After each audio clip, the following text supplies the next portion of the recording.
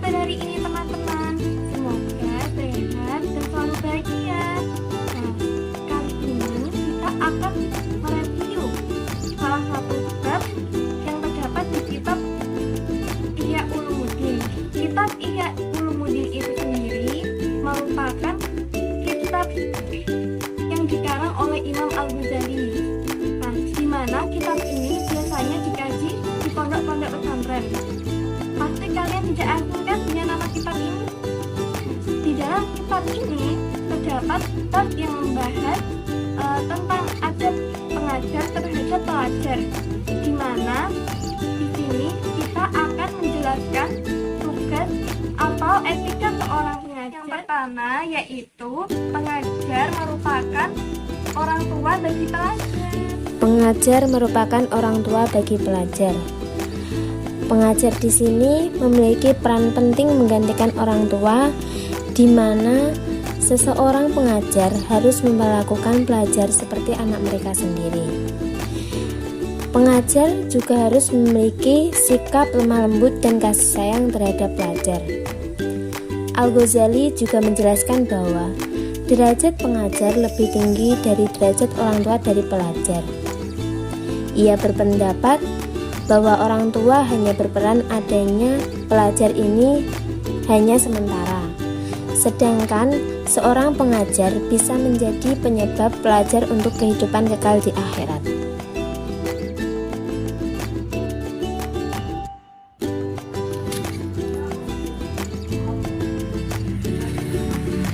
Nu'aiman bin Amr bin Rafa'ah merupakan sahabat Nabi yang konyol, koplak, gokil, dan kerap membuat ketawa baginda Nabi.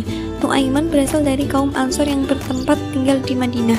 Nu'aiman juga berperan dalam peperangan, yaitu sebagai asbabul badar yang membantu saat perang Badar. Tetapi sangat disayang sekali ia memiliki sifat yang tidak baik, yaitu suka minum minuman keras dan ketagihan mabuk.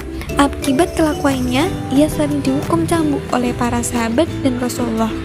Tapi penyakit mabuknya kambuh lagi meskipun telah dihukum Rasulullah. Sangat berani sekali ya. Ada sebuah cerita Nu'aiman yang ada dalam kitab Ihya Ulumuddin.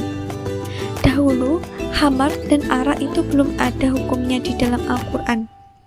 Ada suatu peristiwa Abdurrahman bin Auf memiliki sebuah acara dan mengundang beberapa orang, salah satunya yaitu sahabat Ali. Dalam acara itu, Abdurrahman bin Auf menghidangkan berbagai macam hidangan termasuk khamar yang menyebabkan mereka mabuk hingga waktu sholat pun tiba. Ali diminta untuk menjadi imam ketika ia masih mabuk. Ketika ia membaca surat Al-Kafirun, ia lupa dan bacaannya menjadi morat-marit, dan akhirnya Allah menurunkan ayat tentang haramnya khamar pada Quran surah An-Naba ayat 43. Tak jauh beda dengan Nu'aiman, sahabat Nabi ini sangat hobi sekali mabuk-mabukan. Suatu ketika Nabi bertemu dengan Nu'aiman. Terus Rasul pun berkata, "Sedang apa kamu, Nu'aiman?" Nu'aiman menjawab, "Saya sedang minum khamar ya Rasul." Nabi pun langsung mencambuk Nu'aiman. Nu'aiman pun langsung minta maaf, ingin bertaubat. Setelah bertaubat, Nu'aiman mengulangi lagi perbuatannya dan kepergok lagi Nu'aiman oleh Rasulullah, dan Rasul mencambuk lagi. Sahabat pun ikut mencambuk Nu'aiman dan berkata, "Laknatlah kau wahai Nu'aiman karena telah mempermainkan Rasulullah." Rasulullah pun membela Nu'aiman, "Jangan laknat Nu'aiman karena Nu'aiman cinta kepada Allah dan Rasulnya." Ada banyak orang yang tidak suka kepada Nu'aiman karena tak suka bermabuk-mabukan setiap hari. Suatu ketika Abu Bakar As-Siddiq mengajak dua sahabat untuk berniaga di Bushra. Sesampainya di sana, Abu Bakar memberi tugas kepada para sahabat kecuali Nu'aiman.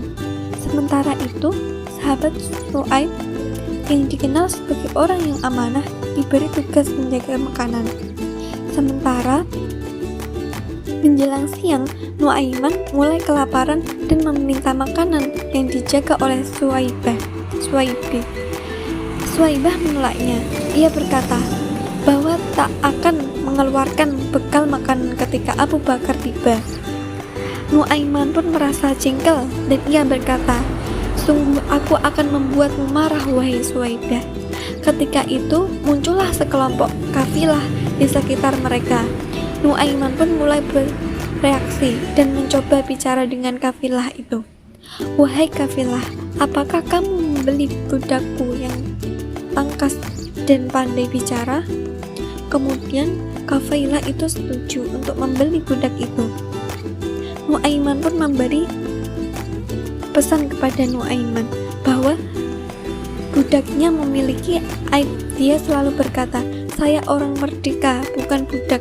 Kalau dia ngomong gitu, biarkan saja, jangan didengarkan.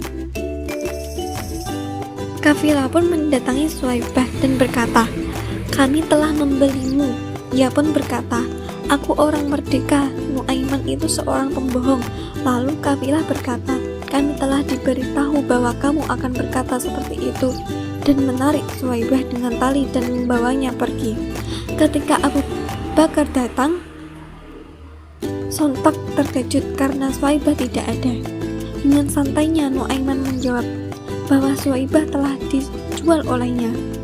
Mendengar itu, Abu Bakar langsung mencari Suwaibah dan mengambil Suwaibah dengan menukarnya dengan 10 unta. Kemudian Abu Bakar menceritakan kepada Nabi, tetapi ekspresi Nabi malah tidak sesuai dengan yang dibayangkan Rasulullah. Rasulullah malah tertawa. Nuaiman adalah pembawa gembira. Mungkin karena itu Rasulullah SAW pernah berkata, "Nuaiman akan masuk surga sambil tertawa, karena ia sering membuatku tertawa." Itu bukti bahwa Rasul sangat mencintai umatnya, yaitu Nuaiman. Meskipun ia sering berbuat dosa yang besar, tetapi karena ia sering membuat tertawa Rasul, ia dijamin akan masuk surga. Subhanallah. Nah, sudah jelas kan sahabat-sahabat? Kalau ada pertanyaan, ditulis di kolom komentar aja ya. Terima kasih telah menyaksikan video dari kami.